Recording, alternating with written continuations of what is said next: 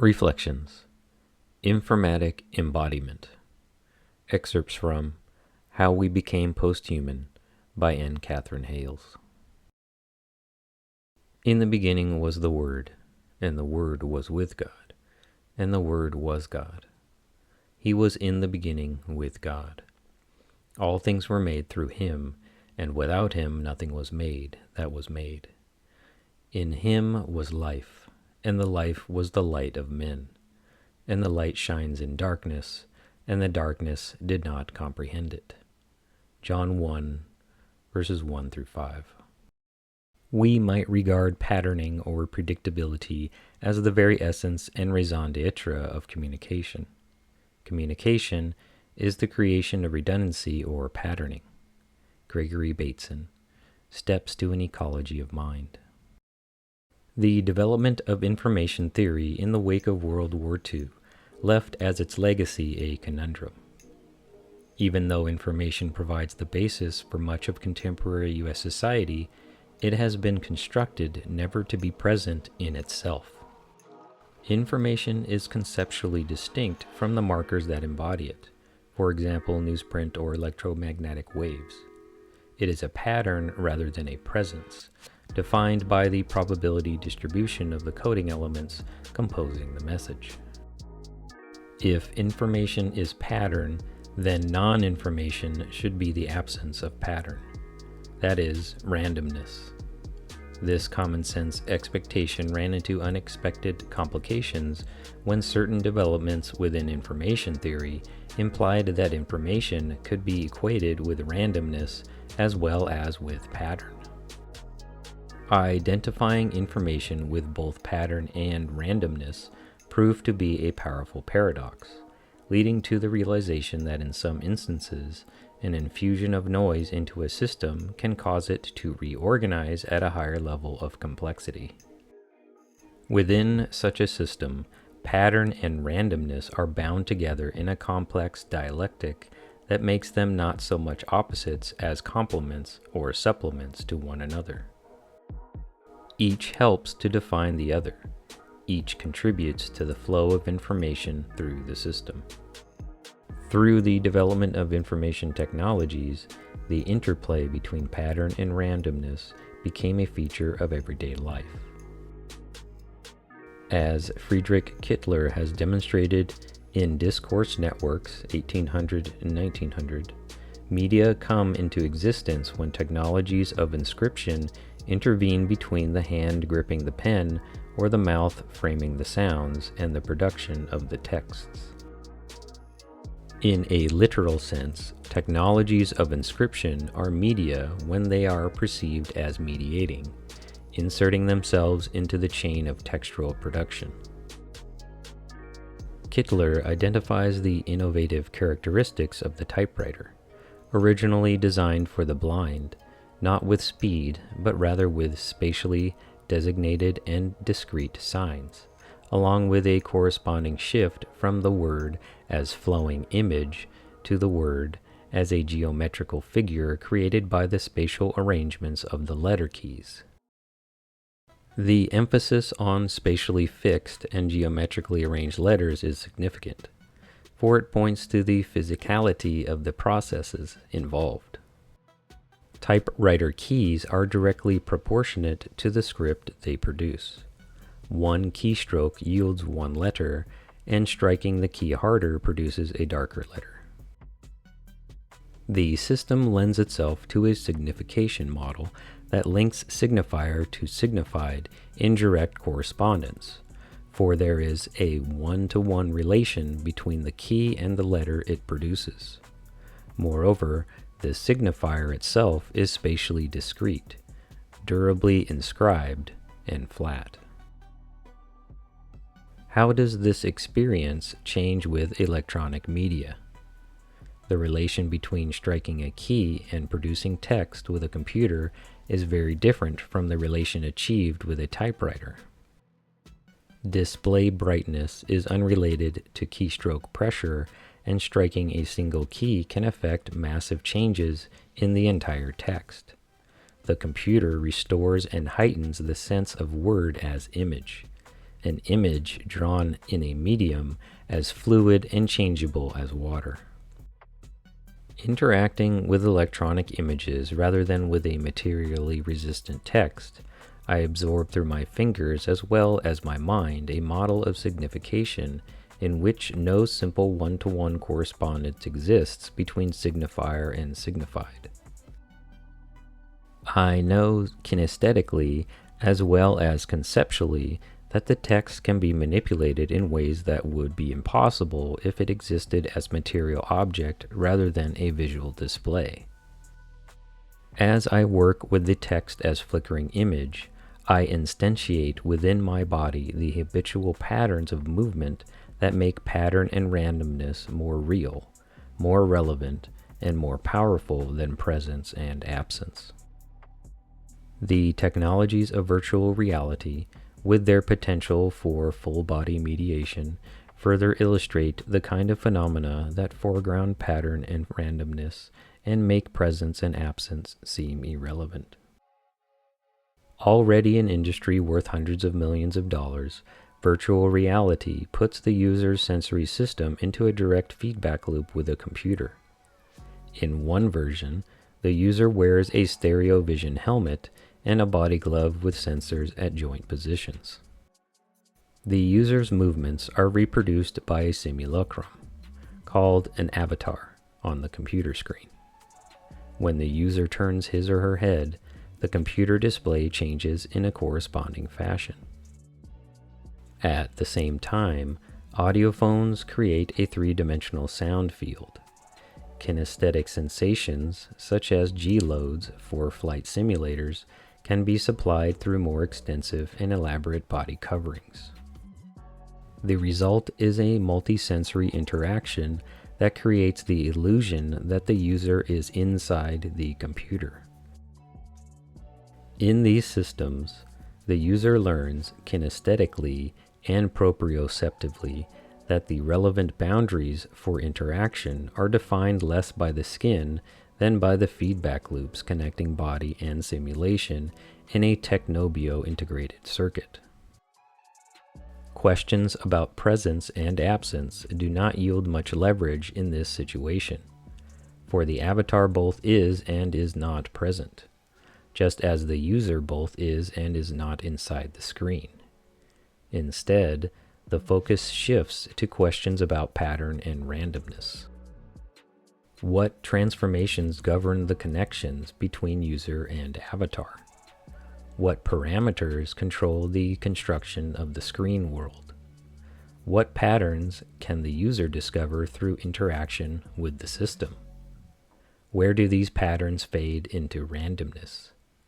What stimuli cannot be encoded within the system and therefore exist only as extraneous noise?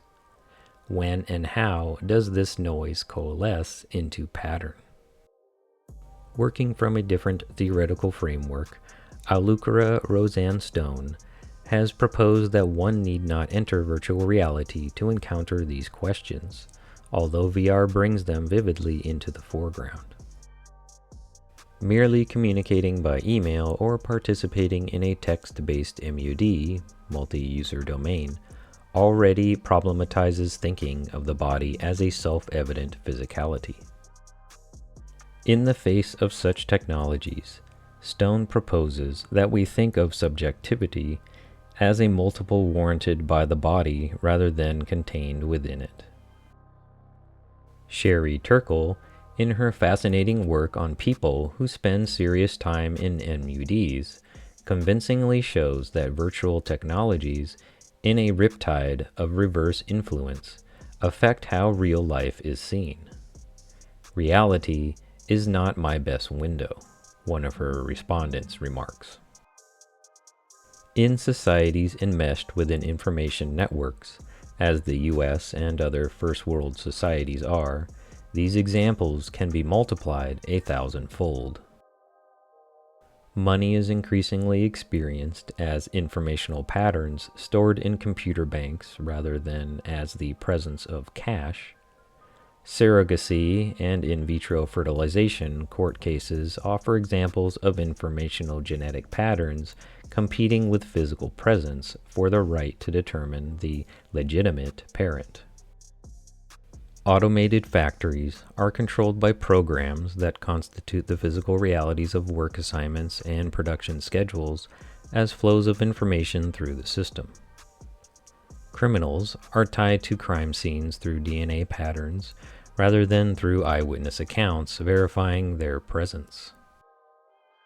Access to computer networks rather than physical possession of data determines 9/10 of computer law. Sexual relationships are pursued through the virtual spaces of computer networks rather than through meetings at which the participants are physically present. The effect of these transformations is to create a highly heterogeneous and fissured space in which discursive formations, based on pattern and randomness, jostle and compete with formations based on presence and absence.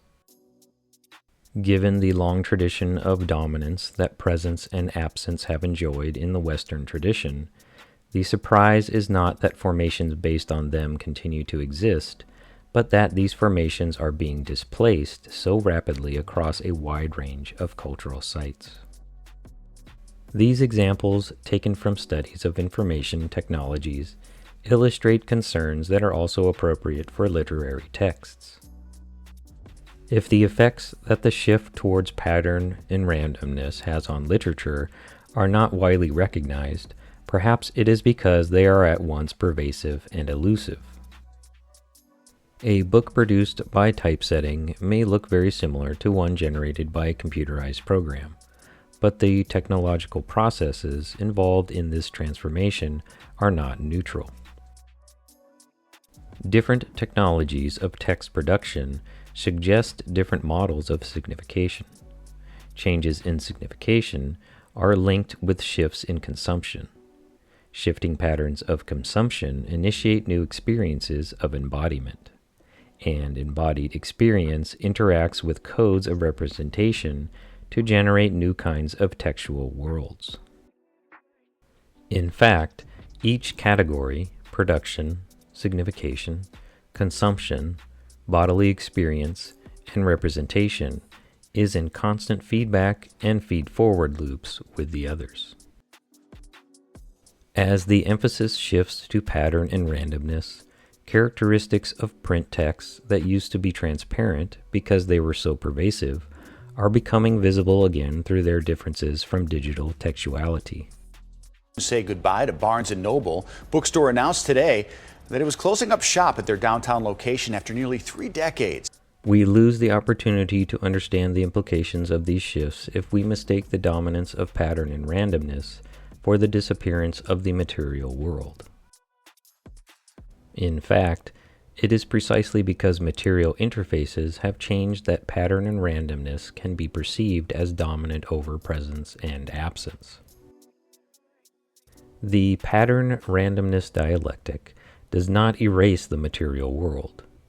Information, in fact, derives its efficacy from the material infrastructures it appears to obscure.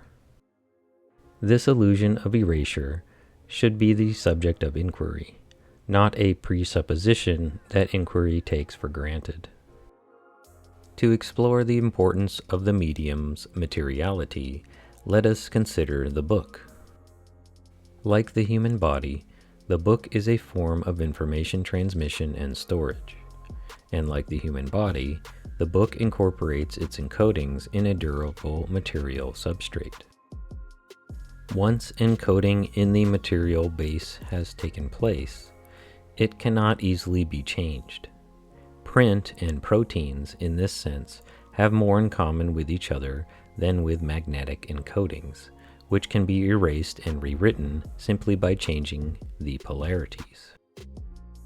The printing metaphors pervasive in the discourse of genetics are constituted through and by the similarity of corporal encoding in books and bodies. But the Word of God grew and multiplied, just as humans do. Acts 12, verse 24. The entanglement of signal and materiality in bodies and books confers on them a parallel doubleness. For the Word of God is living and powerful and sharper than any two-edged sword, piercing even the division of soul and spirit, and of joints and marrow, and is a discerner of the thoughts and intents of the heart. Hebrews 4, verse 12. As we have seen, the human body is understood in molecular biology simultaneously as an expression of genetic information and as a physical structure. But we have renounced the hidden things of shame, not walking in craftiness nor handling the word of God deceitfully, but by manifestation of the truth, commending ourselves to every man's conscience in the sight of God. 2 Corinthians 4:2. Similarly, the literary corpus is at once a physical object and a space of representation, a body and a message. Because they have bodies, books and humans have something to lose if they are regarded solely as informational patterns, namely the resistant materiality that has traditionally marked the durable inscriptions of books, no less than it has marked our experiences of living as embodied creatures. From this affinity emerge complex feedback loops between contemporary literature, the technologies that produce it, and the embodied readers who produce and are produced by books and technologies. Changes in bodies, as they are represented within literary text, have deep connections with changes in textual bodies as they are encoded within information media. And both types of changes stand in complex relation to changes in the construction of human bodies as they interface with information technologies. The term I use to designate this network of relations is informatics. Following Donna Haraway, I take informatics to mean the technologies of information as well as the biological, social, linguistic, and cultural changes that initiate, accompany, and complicate their development. I am now in a position to state my thesis explicitly. The contemporary pressure towards dematerialization, understood as an epistemic shift towards pattern and randomness and away from presence and absence, affects human and textual bodies on two levels at once, as a change in the body, the material substrate, and as a change in the message, the codes of representation. You need both, to make real change, hope and fear. Their message needs to be boosted, amplified. As for everyone else, they need a reminder of what being uploaded can cure them of. Mortality. The body. The connectivity between these changes is, as they say in the computer industry, massively parallel and highly interdigitated. And take the helmet of salvation, a fitting for the skull and head, and the sword of the Spirit, which is the Word of God, a weapon that can be grasped. In response to this concept, the more accepted pattern and randomness become in society, the less significant both presence and absence remain. Dematerialization is thus the natural transition to informatic embodiment. The truth of the living Bible is reduced to data as society shifts away from a life centered around God and toward the utilization of informatics. A hardening heart toward the Spirit then emerges as the dominant pattern of life, and amid all the evident breakdown, we are left wandering, detached from humanity, enabling all concepts of presence and being to be consumed by pattern and randomness.